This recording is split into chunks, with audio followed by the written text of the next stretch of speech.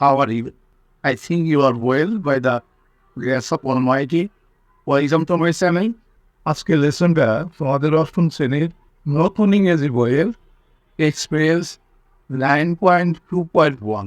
তুমি যদি আগে লেসনগুলো না দেখে থাকো তাহলে উপরে আই বাটনে ক্লিক করে প্লেলিস্টে গিয়ে দেখে আসতে পারো। শুরু করছি। Now read the sentences you have written for each question. Then look at the sentences your teacher showed. Now ask and answer the following question in pairs or groups. বাংলায় বলা হলো, এখন প্রতিটি প্রশ্নের জন্য লেখা তোমার বাক্যগুলো পড়ো। তারপর তোমার শিক্ষকের দেখানো বাক্যগুলোর দিকে তাকাও। এখন পুরায় বা দলে প্রশ্নগুলো জিজ্ঞাসা করো এবং উত্তর দাও। এক নম্বর প্রশ্নটা, নাম্বার প্রশ্নটা কি ছিল দেখে আমরা। What are the themes, subject matter of the three text? Part তিনটির বিষয়বস্তু কি? তোমাদের নিজেদের করতে হবে। তারপরেও তোমাদের বোঝার সুবিধার্থে আমি করে রেখেছি, দেখাচ্ছি। এখানে জোড়ায় জোড়ায় করা হয়েছি, তোমরা ইচ্ছা করলে দলেও করতে পারে। আলোচনার মাধ্যমে প্রশ্নের উত্তরটা দেওয়া। যেমন আরিফ বলতেছে, hi Arisha, Arshiya. Hi Arshiya, can you tell what are the themes, subject matter of the three text? তুমি কি বলতে পারো যে পাঠ তিনটির বিষয়বস্তু কি? আরিশা বলতেছে, ইয়েস, হ্যাঁ, অফকোর্স, অবশ্যই। The theme of the three text are as follows. পাঠ তিনটির বিষয়বস্তু নিম্নরূপ। এ নম্বরে বলা হলো, the first text theme is about someone's experience of a library room. প্রথম পাঠটির বিষয়বস্তু হলো কারো একটি পাঠাগারের অভিজ্ঞতা সম্পর্কে।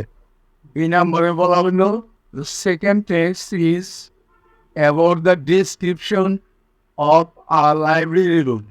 দ্বিতীয় পাঠটি একটি পাঠাগারের বর্ণনা সম্পর্কে। তিন নম্বরে বলল, third text discuss the importance of using a library and benefits it offers to the student. তৃতীয় পাঠটি পাঠাগার ব্যবহারের ও এটা শিক্ষার্থীদের কী কী উপকার করে সে সম্পর্কে বলা হয়েছে। তাইলে এ নাম্বারের প্রশ্নটা কিন্তু এখানে পেয়ে গেল। এখন আমরা দেখে আসি বি নাম্বারের প্রশ্নটা কি করা হয়েছে। বি নাম্বারের প্রশ্নটা দেখি, how are they different from each other? এগুলো একটি থেকে অন্যটি কীভাবে পৃথক? তাই আমরা করে রেখেছি, দেখি। দেখো, আরশিয়া বলতেছে, Arif can you say, Arif তুমি কি বলতে পারো how they are different from each আদার?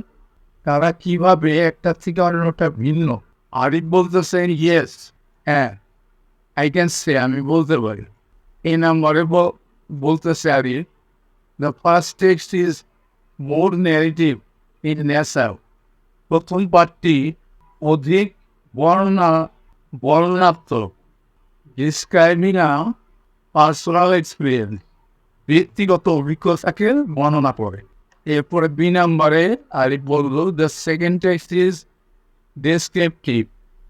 দ্বিতীয় পাঠটি বর্ণনামূলক, it is giving details about the libraries physical condition. এটা পাঠাগারের ভৌত অবস্থাকে বিশদভাবে বর্ণনা করে। এরপরে সি নাম্বারে বলল, the third text is informative. তৃতীয় পাঠটি তথ্যমূলক, giving the significance of libraries or learning. শেখার জন্য পাঠাগারের গুরুত্ব প্রদান করছে।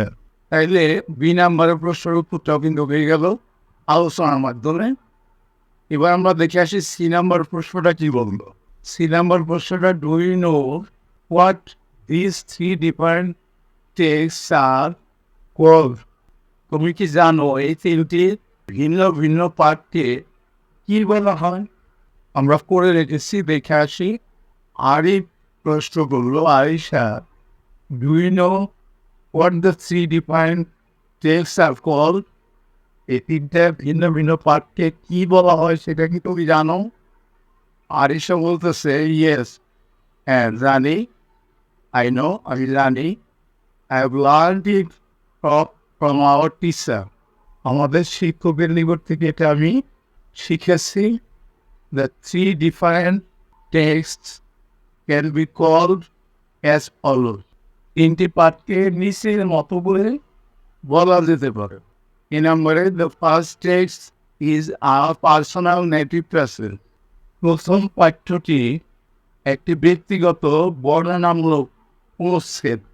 The second text is a descriptive passage. দ্বিতীয় পাঠটি একটি বর্ণনামূলক অনুচ্ছেদ। The third text is an expository passage. এখানে প্যাসেজ বানানটা হয় না, একটা জি বলবে।